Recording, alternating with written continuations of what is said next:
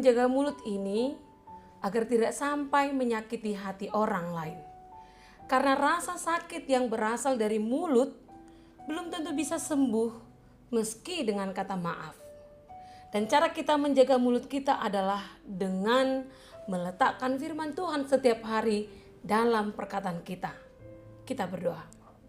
Damai sejahtera Allah yang melampaui segala akal kiranya memelihara hati dan pikiran kamu sekalian di dalam nama Tuhan Yesus Kristus. Amin. Jemaat Tuhan Renungan HKBP Resort Sutoyo Selasa 28 Juni 2022 tertulis di Ulangan 4 ayat 2. Demikian dikatakan. Janganlah kamu menambahi apa yang kuperintahkan kepadamu dan janganlah kamu menguranginya. Dengan demikian kamu berpegang pada perintah Tuhan Allahmu yang kusampaikan kepadamu. Dalam bahasa Batak dikatakan, dang jadi abamuna tuhata nang tonahon tuhamu. Jeladang jadi orun muna siani. Ikon radota muna do aka tonani Jehovah debata munai. Nang hu tonahoni tuhamu. Demikian firman Tuhan. Biasanya orang yang akan pergi merantau diberi nasihat oleh keluarga, sanak saudara, famili agar berhati-hati, pintar-pintar membawa diri atau menyesuaikan diri. Memang hal ini penting, tetapi bagi Musa yang paling penting adalah hidup berdasarkan ketetapan dan peraturan yang ditetapkan Allah. Itulah sebabnya sebelum memasuki tanah Kanaan, Musa mengingatkan kembali perbuatan-perbuatan Tuhan yang luar biasa atas umat Israel. Bagaimana Tuhan melepaskan mereka dan menyertai perjalanan hidup mereka. Semua yang terjadi dalam hidup mereka sampai akhirnya mereka akan menduduki tanah yang dijanjikan Tuhan atas mereka. Tujuan Musa mengingatkan kembali perjalanan mereka adalah supaya mereka tetap setia kepada aturan dan hukum yang telah ditetapkan oleh Tuhan. Sebab hanya dengan itulah mereka akan menjadi bangsa yang besar, menjadi bangsa yang diberkati oleh Tuhan semesta alam ini. Musa mengharapkan mereka benar-benar memahami peraturan Tuhan dan tidak boleh menganggap sepele ketetapan Tuhan. Firman Tuhan itu harus menyatu dalam kehidupan mereka, sebab masa depan mereka terletak pada firman Tuhan, bukan karena kekuatan mereka.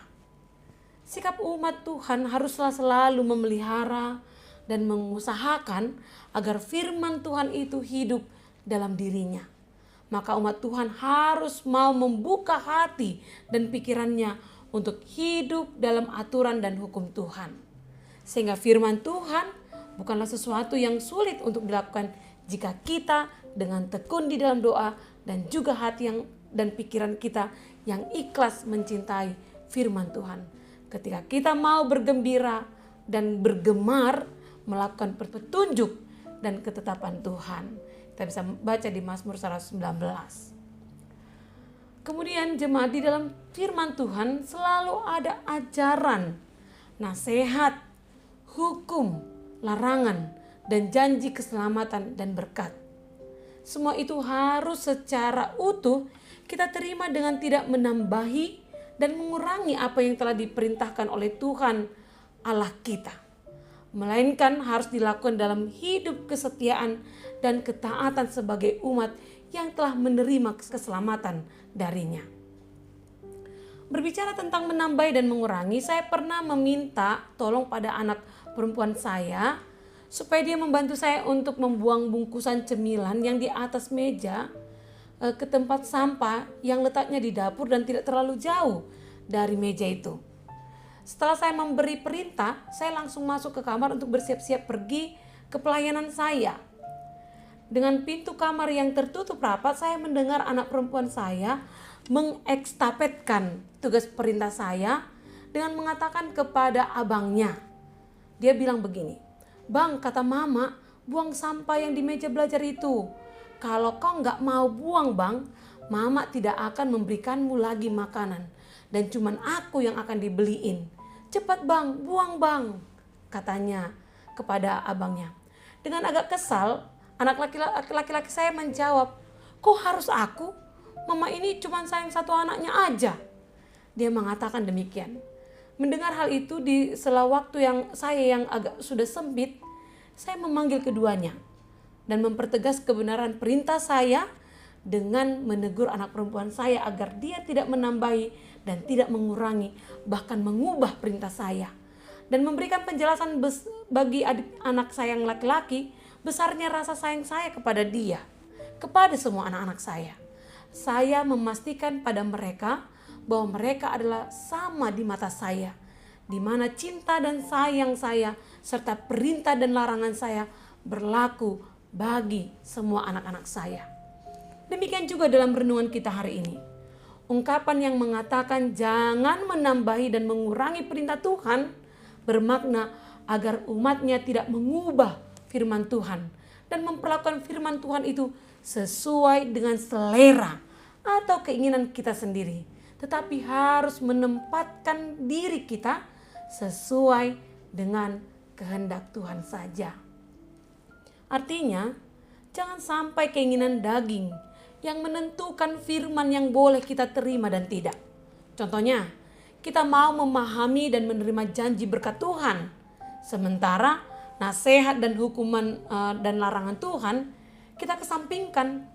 Ketika firman Allah menghendaki kita agar mengampuni orang lain, memberkati, mendoakan orang lain, dan sebagainya, kita sulit untuk melakukannya. Manusia lebih sulit untuk menuruti perintah Tuhan daripada menuruti keinginan dagingnya. Tuhan menjanjikan kehidupan yang berkemenangan, dan firman Tuhan adalah pelita yang menerangi langkah-langkah kita untuk mendapatkan janji Tuhan. Kita harus melakukan firman Allah seluruhnya dan seutuhnya dalam kehidupan kita agar keselamatan itu kekal menjadi milik kita. Amin. Kita berdoa. Terima kasih Tuhan untuk firman yang kami dengar hari ini. Sungguh Tuhan, sering sekali kami memahami firman-Mu sesuai dengan kesukaan kami. Firman-Mu menjadi alat untuk menyenangkan keinginan kami. Namun hari ini Engkau mengingatkan agar kami melakukan firman-Mu seturut dengan perintah dan kesukaan-Mu. Oleh karena itu, berilah Roh Kudus memampukan kami memahami firman-Mu, agar kami dapat menjalani hari-hari kami seturut dengan kesukaan-Mu. Jadikanlah kami pelaku firman Tuhan dalam suka dan duka kami, dan biarlah firman-Mu mengajarkan kami bersikap kepada sesama kami, agar melalui perkataan, perbuatan, dan pelayanan kami, Engkau dipermuliakan. Terima kasih Tuhan. Amin. Jemaat Tuhan, selamat beraktivitas. Salam sehat. Tuhan memberkati.